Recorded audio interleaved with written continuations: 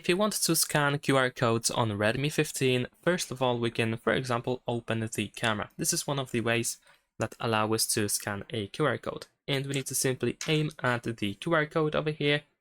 After a while, you should be able to find this QR code icon on the left side when the QR code is detected. So we can tap on this button and then press agree in order to find the link. And you can either open the link in the browser or you can copy it.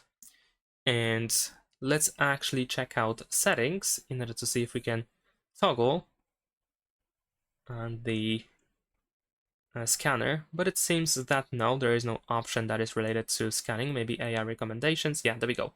So over here, if the QR code scanner doesn't work in the camera, you want to make sure that this option is enabled. So this is one of the ways. There's also another QR code scanner in the control center. It looks like this. And let's see if it works. Let's grant the permission. And then we can try to put the QR code within the frame. And in my case, unfortunately, it doesn't work. This scanner doesn't work for me for some reason.